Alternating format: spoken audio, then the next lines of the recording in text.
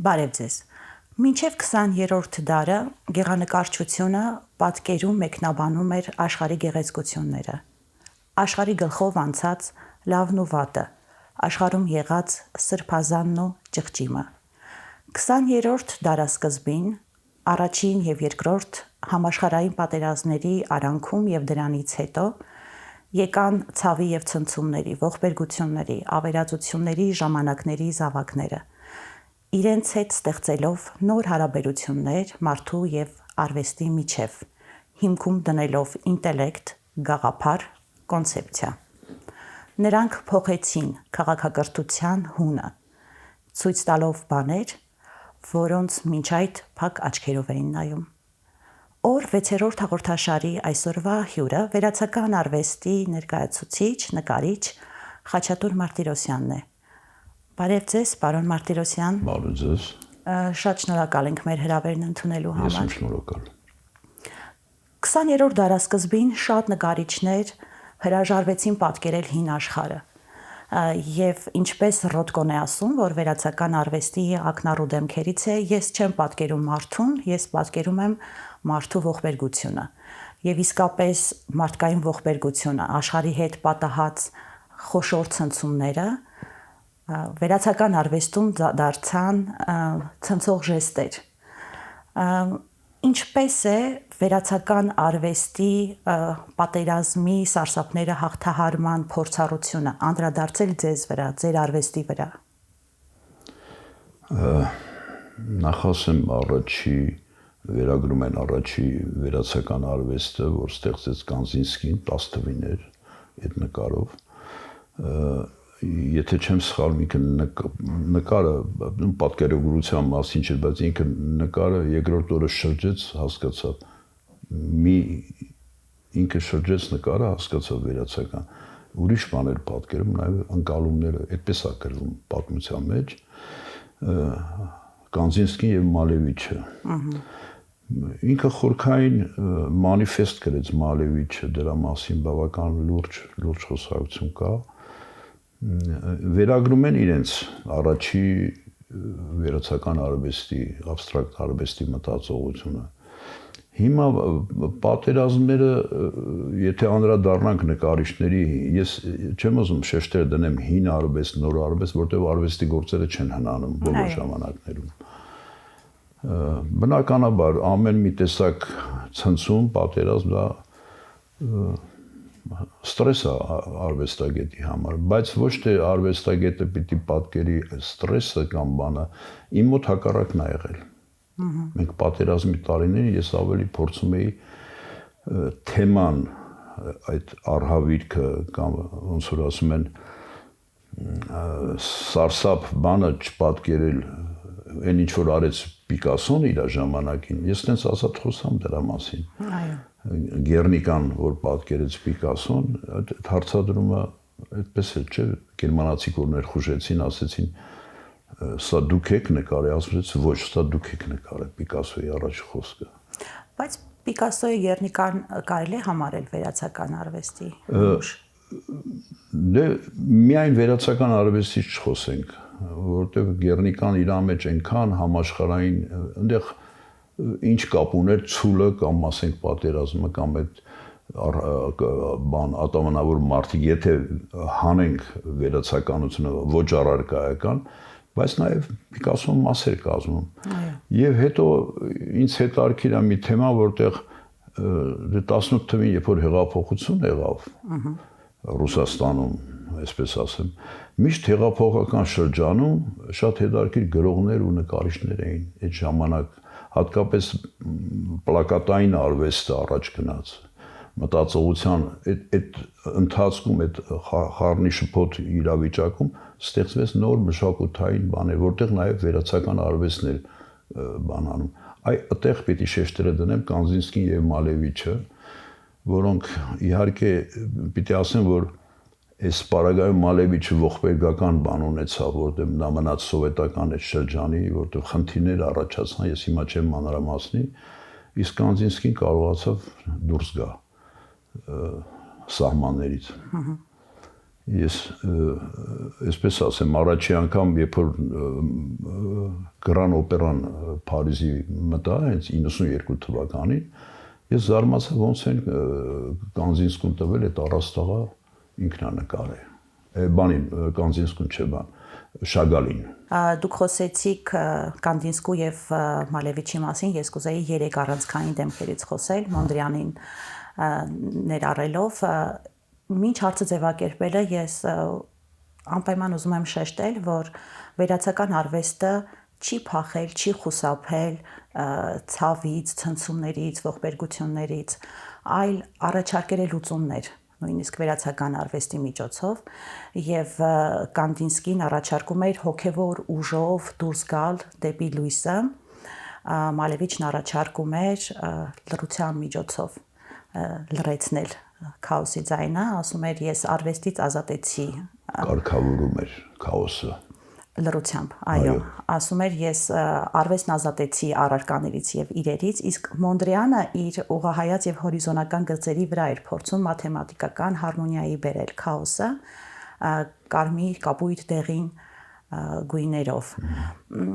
Մեր ցավերը, մեր պատերազմները, մեր ողբերգությունները ինչպես են կարգավորվում կամ արդյոք այդ հնարավորությունը տրված է, արդյոք այդ փորձառությունն արվում է։ Կոնկրետ իհարկե արվում է փորձառությունը,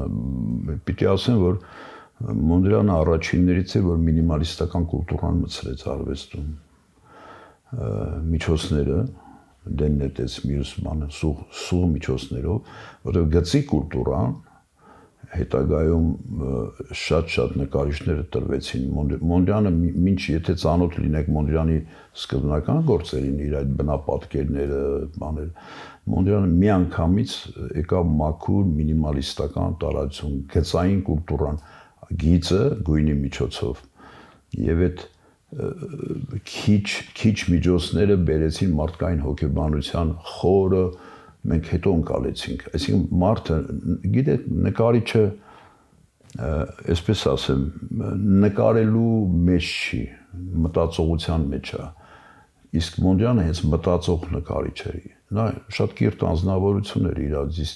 կարգու կանոնով, եւ այդ եթե թվերով նայենք, կապշենք, թե Մոնդրյանը ինչքան հետագայում իրանից օգտվեցին Բարնետ Նյումանը, մյուսները, որոնք այդ տարածությունները դառավ հաղթահարելի։ Եվ այդպես, բայց բանը վերացական արվեստը միայն չմնաց մի տարածության մեջ, որտեղ Կանզինսկին էր դրա մասին խոսում, բայց հիշենք Մալևիչի մանիֆեստում, Մալևիչը շշմելու, այսպես ասեմ, գյուտ բառը չի բան արվում արվեստի մեջ, բայց Մալևիչի ամբողջ աշխատությունը, նա հետո որ գրի առ է, ապշեցուցիչ զգայական տարածքների մասին է խոսում։ Եթե Կանզինսկի մոտ գեոմետրիկ էր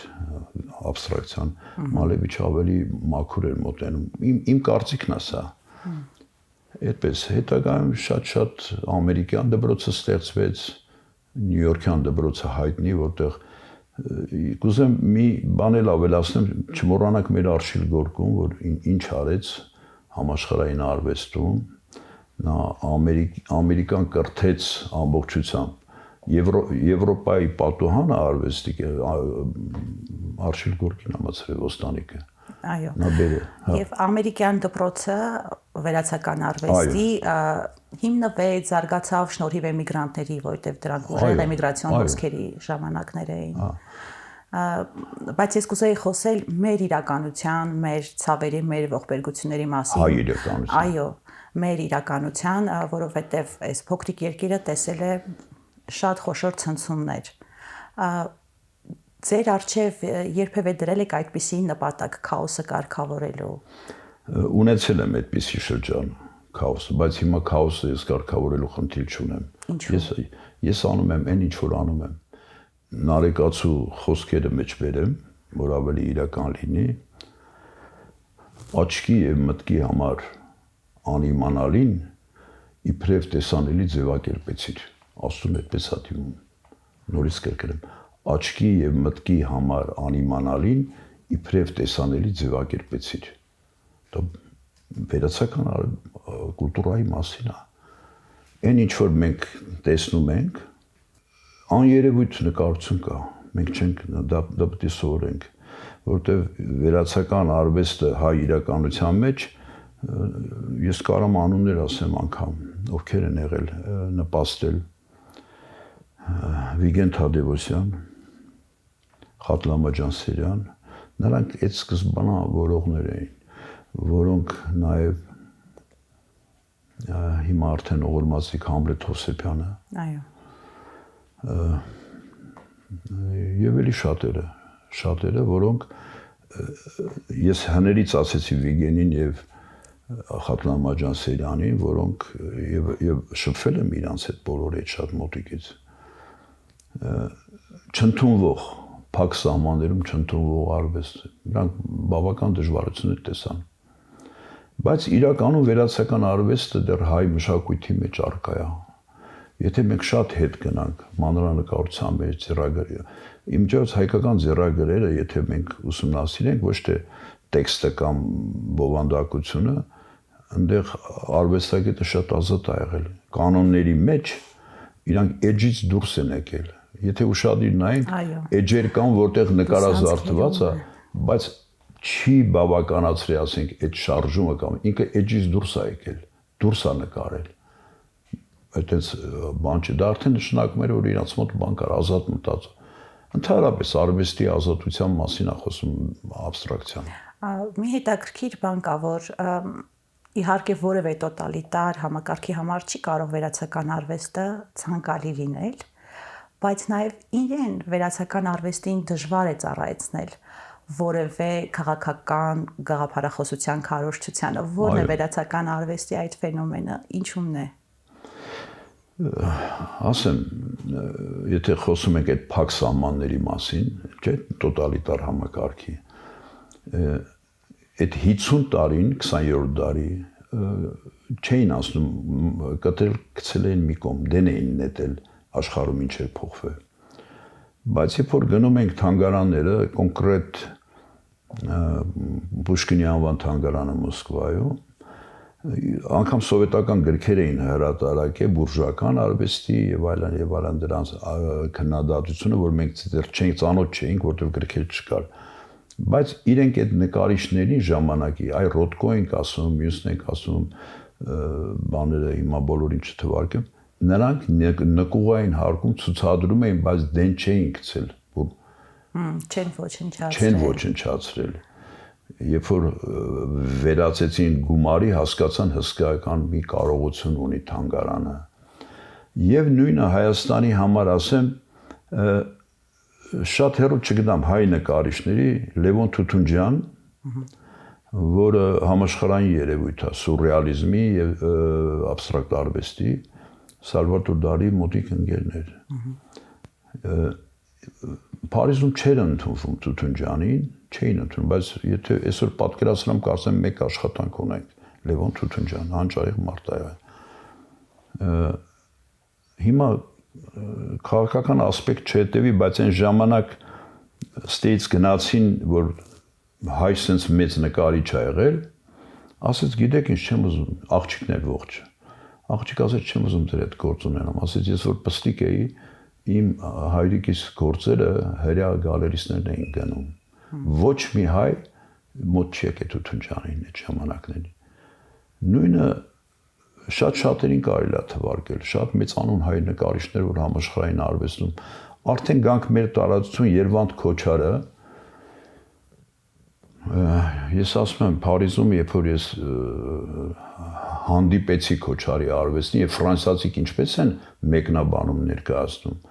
հպարտություն ես զգում էլի, որտեղ նա համաշխարհային երևույթ է Քոչարը։ Դեռ միջև հիմա մենք դեռ երկար պիտի խոսանք Երվանդ Քոչարի արվեստի մասին։ Ի վերջո այդ հետադարձ գալը հայրենասիրությունը, որ ինքը բան արեց, գիտեք, նստեց եւ այլն բան։ Բայց այն ազատությունը, որ ինքը այն ստեղծագործ մտածողությունը ֆորմալիստական արվեստի գեղանկարչության հետ դեռ Քոչարի մասին պետք է երկար խոսվի։ առհասարակ մեր մոտ ինչն է բացակայում այսօր, նաև քննադատական բան։ Մենք պիտի մշակութային կենտրոններ ստեղծվի, մշակութաբանների։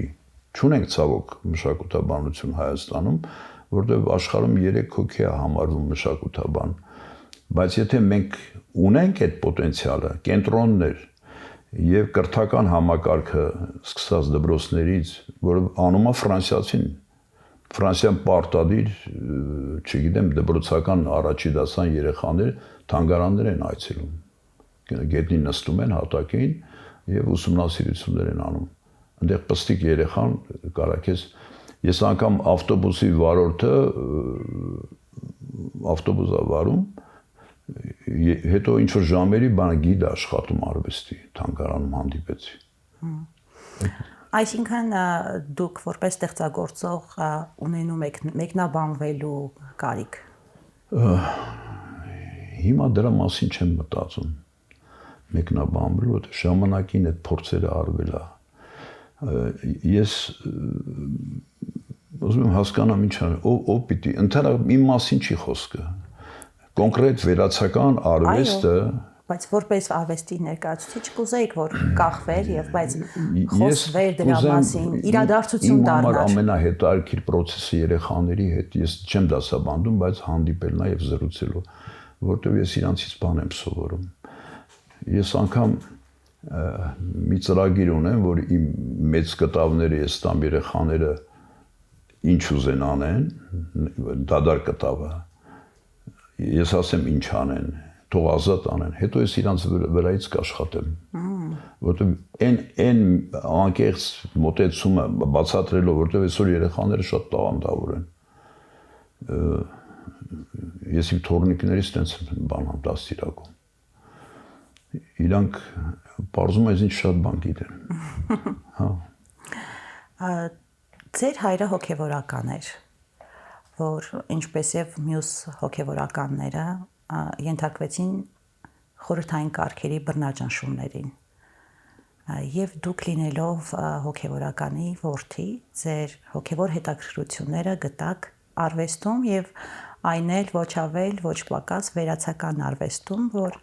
ժամանակների համար շատ ընդունելի եւ հատկապես հասկանալի չէր։ Ընդհանրապես հետաքրքրական է հետևել հայրերի եւ որդիների մասնագիտական ընտրությունների օրինաչափությունը սոցիալ-քաղաքական ճնշումների համատեքստում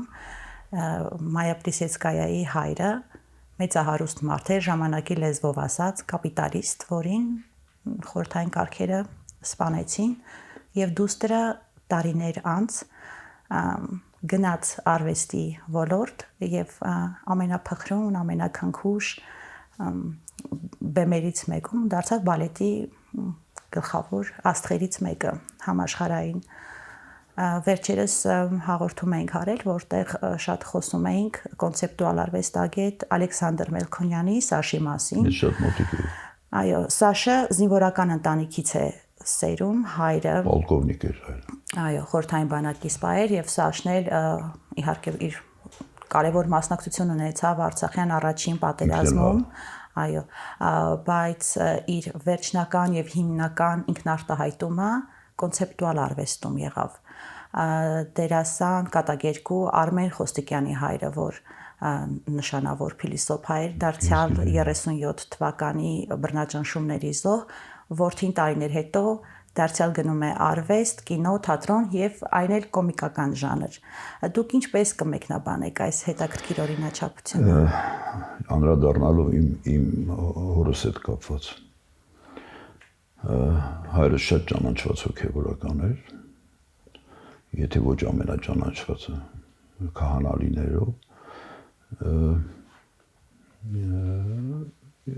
թվականներով չասեմ, բայց ջերմարանում հոգեբանություն էր դասավանդում եւ հայոց պատմություն։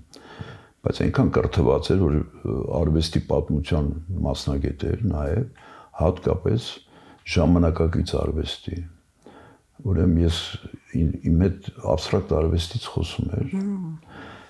Գրքեր կար, որ ուղիղ իմ տարիքին են գրքերը, 20-րդ դարի վերացական արվեստը ես տանը ունեմ։ Ինքը իր աշխատություններով նախ չորքչանական կրթություններ, առաջի առաջի շրջանավարտն էր սովետական շրջանի, հետո Մոսկվայի ակադեմիաներ վերջացրել եւ աշխատություններ ունի առաջի անգամ Ռեմբրանտին հանդիպել է։ Ինքը Ռեմբրանտի նկարների հետ աշխատություններ կան, որ ես հետագայում ուզում եմ հրատարակեմ։ Շատ լավ մասնագետ էր։ Մենք 4 երեխաներ ենք, 4-ս էլ ինքը նախընտրեց, որ արվեստի ուղղությամբ ընտրենք։ Մենք բոլորս գնացինք, սովորեցինք եւ ասեմ տարիների ինքը ոչ միայն մեր հետ, ինքը իր շրջապատում փորձում էր հոգեվորականներին կրթել, որովհետեւ շատ կարեւոր էր ժամանակակից արվեստը։ Ես ասեմ 70 թվերին եկեղեցին ուղարկեց Ամերիկա 3 ամսով, ընդդեից Պիկասոյի, Միրոյի գրքերը վերցրած ու իմ անունը չտամ, թե ում էր բաժանում, տալիս էր այդ գրքերից։ Իրանց տանը կա։ Ասում գիտես ով է տվել այդ գիրքը։ Հայրս տալիս էր եւ Միրոյի արվեստը, Պիկասոյի արվեստը, ասում հա այդ պապա տվել, ասում հա, գիտես, ասում հավաքում էր շատ արվեստաբանների ու բացատրում էր ժամանակակից արվեստի սովետական միության։ Իհարկե դժվար է եղել իր կյանքը այդ ռեպրեսիվ բան, որտեղ ես էլ եմ խնդիրներ ունեցել որպես հոգեվորականից, դպրոցից սկսած հալածանքներ եղել է։ Մի խոսքով դիմադրել ենք այդ բոլորը։ Ես իր մայից հետո բավական դժվարություն ունեցա, որտեղ նա իմ առաջի դիտորդն էր։ Ինքը պիտի գար, մենք խորը մեկնաբանեինք վերացական արվեստը, տեսությունը։ Ես օրինաչափությունը գենետիկ բանի վրա եմ կառուցում։ Ում անունները որ թվարկեցիք, դա գենետիկ կոդեր կան, որտեղ արթնանում են դրանք, եթե թող կարող է սխալվեմ ինչ-որ բանով, կապ չունի ֆիզիկոսի տղան, մյուսը բան, բայց որտեղ միտեղ արվեստով են հանդես եկել։ Հիմա Արմեն Միսակիչի հայրը, որ փիլիսոփա էր, գիտեի հայրս էր ասում, շատ ճանաչված փիլիսոփա գրքեր կա հրատարակած։ Բայց որդին դառավ հրաշալի դերասան։ Բայց հետաքրքիր է, որ դպրոց որպես այդպեսին չի ստեղծվում, որովհետև բռնաճնշվում է եւ ընդհատվում է գիծը։ Եվ զավակները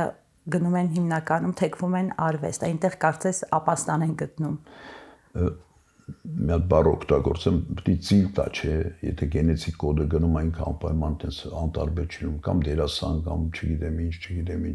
բայց իհարկե դրա համար նպաստավոր պայմաններ են։ Այսօր ես չեմ գովերքում բանը, բայց սովետական շրջանը մի հետաքրքիր բան կա, որ ամենախուլ գյուղում տաղանդավոր երաժիշտ էր։ Ես այցելել եմ դեռ 95-ին Արցախի բաներում, պստիկ երեխաները ջութակ էին նվագում այդ բանում, խուլ գյուղում, որ մեքենայով հազիվ բարձացանք։ Եվ այսօր ուսուցիչներ կան, չգիտեմ, ասենք Լորվա մարզում, այս արդեն 10 տարի նույն կոստյումով, ասենք հայոց պատմությամբ, նվիրվածի պես երեխաների հետ աշխատում են։ Մենք չենք տեսնում այդ մարդկանց։ Նրանք մեծ աշխատանք են տանում կրթական բաների ու չտեսնված երեխաներ կան, իսկ կամ ասենք բանում Հայաստանում ինչ չէ,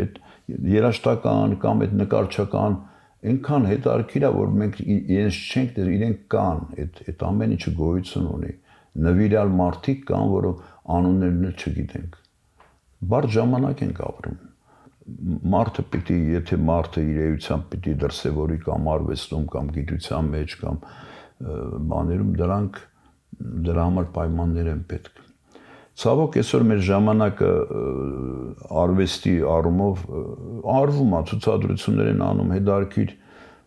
պատմագիտական, հայագիտական հսկայական հոդվածներ են, մատենագիտական, բայց ով է կարդում, ով է դրանց հիշում։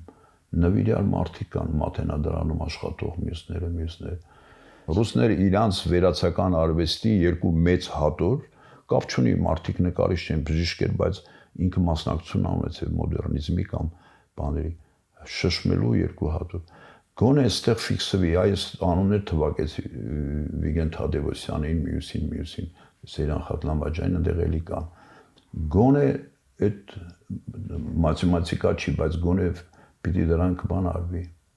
Հավաքագրվի, հա, որ չիմանան ինչ ժամանակ ենք ապրում։ Կապ չունի պատերազմը, երկիրը քարոքանդա, մշակույթը նույն պատերազմն է։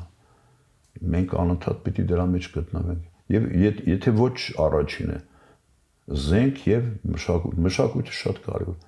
Հիմա որ ուսումնասիրենք հայ ճարտարապետությունը, միջնադարը թեկուզ ապշեցուցիչ, ես հիմա ավելի լավ եմ անցալում, քան առաջ։ Հիմա այնքան բան կա, ասելիք կա, որ նաև եթե այսօր վերածում ենք այսօրվա մոդեռնիզմի մեջ, մեր մշակույթը, մենք համաշխարհային երևույթ ենք, գլուխ գովալու բան չունի։ Ես դրա համար շատ եմ սիրում հայագիտությունը։ Ձեր հարցազրույցներից մեկում ասել եք, ես շատ լավ գիտեմ բոլոր գույների տեղը, բայց ձեր գունապնակում այնուամենայնիվ սևն էր, սպիտակը մոխրագույնը, իսկ ժամանակի ընթացքում մնացին սևն ու սպիտակը ավելին, սևի մեջ սևը, սպիտակի մեջ սպիտակը։ Սա իհարկե տեխնիկապես բարդ իրականացվող խնդիր է, բայց հարցը նույնիսկ տեխնիկական խնդիրը չէ, այլ սևի մեջ սևի եւ սպիտակի մեջ սպիտակի ընտրության փիլիսոփայությունը։ Ինչպես հանգեցիք դրան։ Ֆրանսիացի մեծ նկարիչ Պիեր Սուլաժը, որ սևերով էր նկարում, իհարկե սևերի ֆակտորան նրա շշմելու է։ Իրեն երբ որ դիում են, ասում է, ես սևի միջոցով եմ լույսը ստանում, ոչ թե սպիտակով։ Ասում է, լույսը սահում է իմ սևի վրով եւ լույսը ընկալելի է դառնում։ Սևի մեջ նույնքան սպիտակ կա, որքան որ սպիտակի մեջ սև է, եթե անալիզիկ փիլիսոփայորեն մոտենանք, եւ իր նշանավոր խոսքերից մեկը ասում է արհեստի ու արվեստի սահմանները պիտի ճանաչել։ Դրանք տարբեր բևեռներ են, հակառակողում են գտնվում,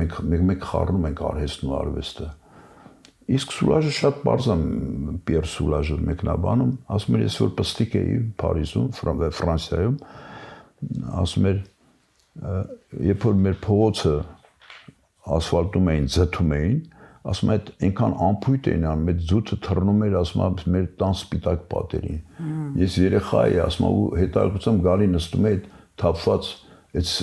սևը սպիտակի վրա, սկսում էի նկարել, հավանում էի։ Ինքին մանկության այդ տարիներին, որտեղ Սուլաժը մինչև 103 տարի ապրեց, մի քանի տարի առաջ է մահացել։ Իրան մեկնաբանություն, իհարկե Ֆրանսիան չընդունեցին իրան։ Չէ, ինչ եմ ասում, ամեն մի նկարիչ մի տեղից է գալի։ Իմ համար ես դրա մասին խոսել եմ, եթե չեմ սխալվում, սևը դա մի փիլիսոփայական գույն է։ Դա փիլիսոփայություն է սևը։ Այդտեղ որևէ բժնամոլություն չես կարող ձեռսևորես, ինքը շատ խորն է։ Շատերը ֆոբիա ունեն սևի հանդեպ, վախ ունեն, չգիտես որտեղից է գալի այդ սևը։ Նախապաշարումներից ինչ-ինչ։ Իրան պիտի հարգես այդ գույնը եւ սևի մեջ սև տեսնելը արդեն դա խիզախություն էր, որ ես արեցի։ Դա հետարքի դարավ։ Ես ասում եմ, Սուլաժից եկած բաներ կան, էլեմենտներ կան, բայց հետագայում իմ մոտ սպիտակը գերիշխեց։ Դրանք բարդություններ են, արվեստային խնդիրներ են, բայց ես կուզենամ ընդհանուր վերացական արվեստի ընկալումը մենք միշտ պետք է հոգևորի միջոցով բան անենք։ Իր այբուբենը ունի վերացական արվեստ կարդալը։ Պիտի այդ այբուբենին տիրապետես։ Այդպես միանշանակ չես կարող։ Իհարկե մարդիկ կան, որ այնքան ընդունակ են, երբ որ գաս նայես վերացական արվեստը, պետք է որոշակի իմացությամբ գաս։ Ոչինչ չիմանալը առհասարակ բարդություններ կբերի։ Իսկ գույները թե մենք բոլորս լավ գիտենք։ Այսպես ասեմ, Մարտիրոս Սարյանը, եթե չեմ սխալվում, 20 թե 22 թվին Հայաստան եկավ։ Ճիշտ եմ ասում, չեմ կարող ասել։ Նա բերեց մի հատ ֆովիստական կուլտուրա իր հայրենիքը, որտեղ սովիեին մատնված։ Եթե չեմ սխալվում, այդ ժամանակ Ռիփսիմեի պատերին մահանում էին մարդիկ, գաղթից հետո բան։ Նա ֆովիզմը մցրեց հայկական մշակույթ։ Ոնց որ Թամանյանը մենք բան չունենք, բայց օպերային շենք էին կառուցում։ Մարդը չգիտի ինչը, բայց նա ֆովիստական կուլտուրան բերում է մի երկիր իր հայրենիքը, որտեղ մարդը ընդհանրապես գաղափար չունի նկար։ Քաղցից մահանում է։ Ասում եմ մենք քաղցի մեջ օպերայի շենք էինք կառուցում, որ ստեղ Պուչինի, չգիտեմ ինչ բեմադրվի։ Սա քաղաքակրթության ամենաբարձր դրսևորումն է, էլի արվեստի։ Պարոն Մարտիրոսյան, շնորհակալ եմ հետաքրքիր զրույցի համար։ Ես եմ շնորհակալ։ Վերացական արվեստը պատկերեց ճշմարտություններ, որոնց մասին դժվար է խոսել, որոնց մասին դժվար է պատմել, բայց հետաքրքրական է ֆրանսիացի պոետ Ժակ Պրևերի եւ վերացական արվեստի միջև ստեղծված մետաֆորիկ կապը։ Պետք է նշել, որ Պրևերը մտերիմ էր իր ժամանակի վերացական արվեստի նկարիչների հետ եւ համատեղ կատալոգներ են թողարկվել, որտեղ վերացական արվեստի պատկերները զուգադրվում էին Պրևերի պոետիկ խոսքին եւ այսօրվա մեր զրույցը արժեր ավարտել Պրևերի մի բանաստեղծությամբ, որ հենց կոչվում է վերացական արվեստ։ Տհաճորեն զարմանալով, որ ապրում է, հազիվ բավարարված այն բանով, որ մեռած չէ, խոսքն իր նա երբեք կյանքին չի ուղղում։ Ներողություն ասելու եւ հայցելու մեջ նրբերանք կա։ Գլուխն առած ձեռքերի մեջ վրցինները կազմ ու պատրաստ, բայց գույն այնքան հեռու։ Կանգնած էր իր գեղանկարչական կտանքների նկարակալի առջև, նա ինքն իրեն նայում ու զննում է կտավի հայելու մեջ։ Վերացարկել կովին նրանից կաթ կորզելու եւ այդ կաթից ստանալու համար այն խոտի ծեղի դիմանկարը, որ որոճացել է այդ կովը, սակայն երկաթյա արևածաղիկներ են ծփում Պրովանսում, Կալդերի այգիներում։ Բանաստեղծությունը շարունակելի։ Շնորհակալություն, կհանդիպենք։